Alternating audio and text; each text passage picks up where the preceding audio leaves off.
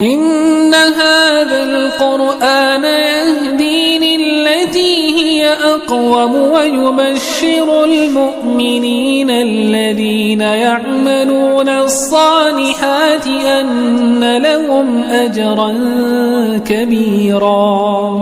بسم الله الرحمن الرحيم. الحمد لله رب العالمين وصلى الله على النبي الكريم. اعوذ باللہ من الشیطان الرجیم. وقالوا اتخذ اللہ ولدا سبحانہ بل له ما فی السماوات والارض کل له قانتون. مشاہدین و ناظرین، سلسلہ تفسیر کے اندر آج کا درس آیت نمبر 116 سے لے کر 118 تک. اللہ تعالیٰ کا فرمان وقالوا اتخذ اللہ ولدا سبحانہ بل له ما فی السماوات والارض کل له قانتون. مشرکین کا ایک عقیدہ بیان کیا جا رہا ہے. بعض یہود کا بھی تھا جو یہودیوں میں سے مشرک تھے، اور بعض نصارہ میں سے بھی مشرک تھے. ان دونوں کا عقیدہ یہ تھا کہ اللہ رب العالمین کو بیٹا ہے. وقالت الیہود عزیر ابن اللہ وقالت النصارى المسیح ابن اللہ. یہودی یہ بات کہتے تھے کہ عزیر اللہ کے بیٹے ہیں، نعوذ باللہ، اور عیسائی یہ بات کہتے تھے کہ عیسیٰ علیہ الصلوۃ والسلام اللہ کے بیٹے، نعوذ باللہ من ذالک. رب الجلال فرماتے ہیں انہوں نے تو یہ کہا کہ اللہ کو بیٹا ہے، سبحانہ، اللہ رب العالمین احکم الحاکمین پاک ہے اس چیز سے کہ وہ بیٹا بنائے، بیٹا پکڑے یا بیوی پکڑے، یا اس کے لیے آپ بیٹیوں کی نسبت کریں. اللہ رب العالمین اس سے پاک ہے، اور رب الجلال احکم الحاکمین اس سے بری ہے. یہ بات اللہ کی طرف منسوب کرنا گناہ ہے، اور اتنی بری بات ہے کہ دوسری آیات بینات میں رب الجلال نے اس گستاخی کی سختی کو بیان کرتے ہوئے یہاں تک فرما دیا تکاد السماوات یتفطرن منہ وتنشق الارض وتخر الجبال هدا ان دعوا للرحمن ولدا. اللہ کو یہ گالی دینا، اللہ کی شان میں یہ گستاخی کرنا، اس سے تو آسمان پھٹ جائے، پہاڑ نیچے گر جائیں، زمین پھٹ جائے کہ کوئی شخص اتنی بڑی گستاخی کرے کہ اللہ رب العالمین کی طرف بیٹے کی نسبت کرے یا بیٹی کی نسبت کرے یا اس کے لیے بیوی کی نسبت کرے. بل لہ ما فی السماوات والارض کل لہ قانتون. اسی کے لیے تو آسمان ہیں، اسی کے لیے جو آسمانوں میں ہے وہ بھی ہے، اور جو زمین اور زمینوں کے بیچ، کل لہ قانتون، ہر چیز اس کی فرما بردار ہے، اس کے حکم سے باہر نہیں ہے. بیٹا پکڑنا یہ کمزوری ہے، اور یہ ایک انسان کی ضرورت ہے کہ جو شخص اپنے آنے والی جو اپنی دولت ہے، اپنی وراثت ہے، اس کے لیے مالک ہو اور وہ اس کو سنبھال کے رکھے. حال یہ ہے اللہ رب العالمین تو زمین و آسمانوں کا مالک ہے، اس کو کسی چیز کی ضرورت نہیں. وہ اول بھی، آخر بھی، ظاہر باطن بھی، اور وہ ہمیشہ سے ہے اور ہمیشہ رہے گا. سب کچھ اس کی ملکیت ہے. لہٰذا ایسا اللہ کی طرف نسبت کرنا کسی چیز کی، نعوذ باللہ، یہ اللہ کی شان میں گستاخی، اور رب کے رب ہونے اور مالک ہونے میں یہ ایک قسم کی تنقیص ہے کہ وہ اپنے لیے بیٹے کو پکڑے. بلکہ رب العزت نے فرمایا بدیع السماوات والارض، آسمان نہ تھا، اس کو پیدا کیا گیا. ابداع کہتے ہیں جب کوئی سیمپل نہ ہو، کسی چیز کا نمونہ نہ ہو، نموذج نہ ہو، اس کو ایجاد کر دیا جائے. آج مان لیں کہ کوئی بھی چیز بنائی جاتی ہے، اس کے سامنے ایک نموذج رکھا جاتا ہے، ایک مثال رکھی جاتی ہے، مثال پہ بنتا ہے.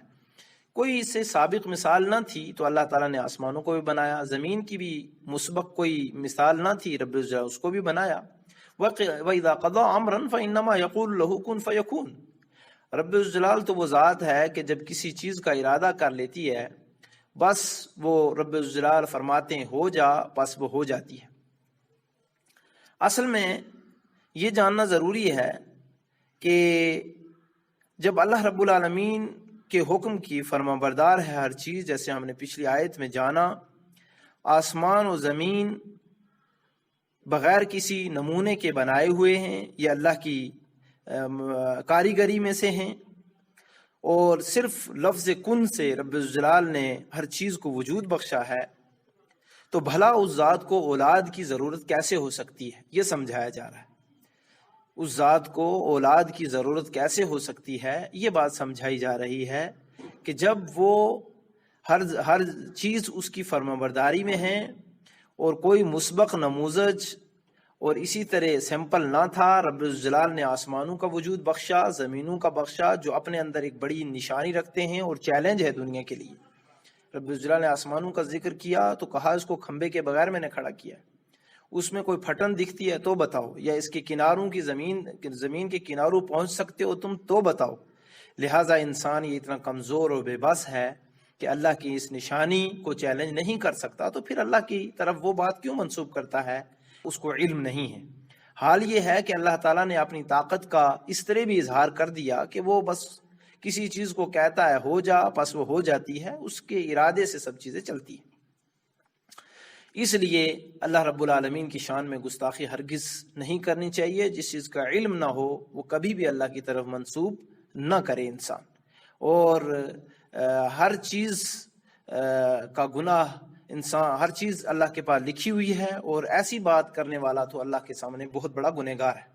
وقال الذين لا يعلمون لولا يكلمنا الله او تأتينا آية، اور کچھ لوگ ایسے بھی تھے، اسی طرح بے علم لوگوں نے بھی کہا کہ خود اللہ، وقال الذين، لوگوں میں سے بعض نے یہ کہا، لو لا يعلمون، جو علم نہیں رکھتے تھے، یعنی جاہل لوگوں کا ایک کہنا یہ بھی تھا، ایک طبقہ ایسا بھی تھا، ایک طبقہ تو اللہ کے لیے بیٹے مان رہا تھا اور منسوب کر رہا تھا، ایک طبقہ ایسا بھی تھا لولا یکلمنا اللہ، جو یہ کہہ رہا تھا اللہ ہم سے ڈائریکٹ خود بات کیوں نہیں کرتا، او تأتینا آیا، یا پھر ایسا کیوں نہیں ہوتا کہ کوئی اللہ رب العالمین ہمیں نشانی دے دے جس سے یہ معلوم ہو جائے،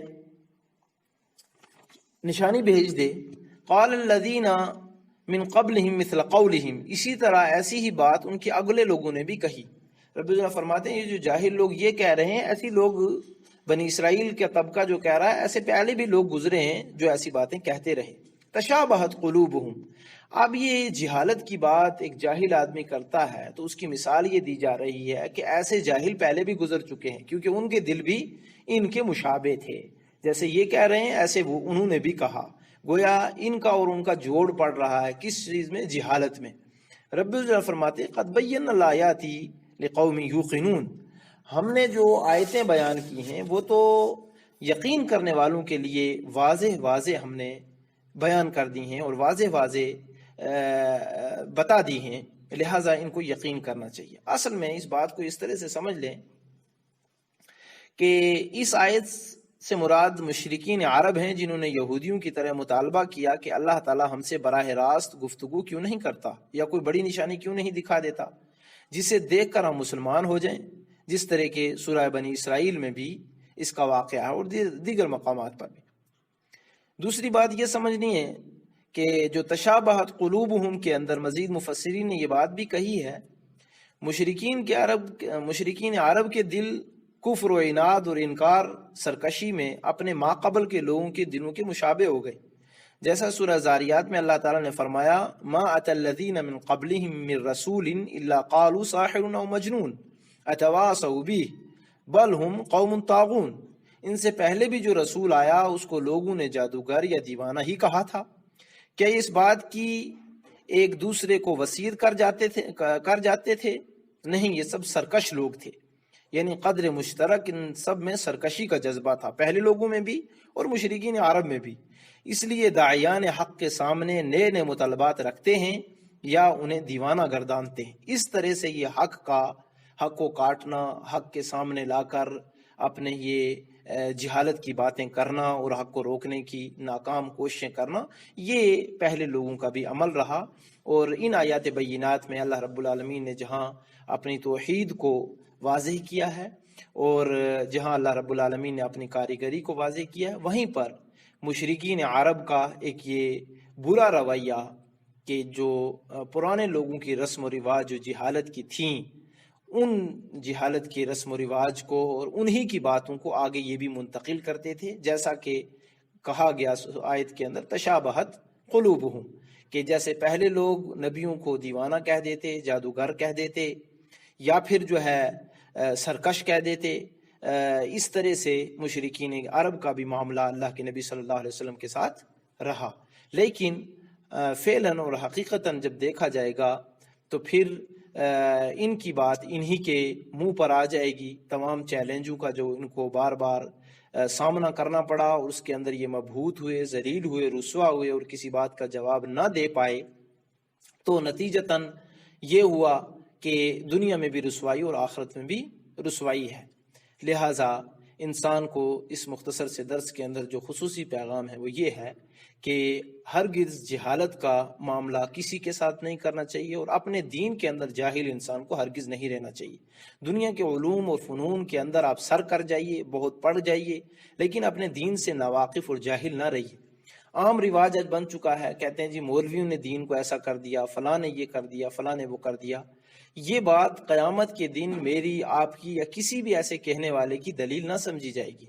ہر ایک کو اللہ تعالیٰ نے سمجھ دی ہے، لہٰذا وہ اپنی سمجھ کا استعمال سب سے پہلے دین کو حاصل کرنے، دین کو سمجھنے کے لیے کرے، اور اس کا وہ مکلف ہے۔ اگر وہ ایسا نہیں کرتا ہے تو قیامت کے دن اس کے پاس اس کا کوئی جواب نہیں ہوگا اور کوئی عذر قابل قبول نہیں ہوگا۔ اللہ مجھے آپ کو، ہمارے آنے والی نسلوں کو دین کی سمجھ دے، اور اولین اس فرض کو سمجھ کر اس پر عمل کرنے کی توفیق دے۔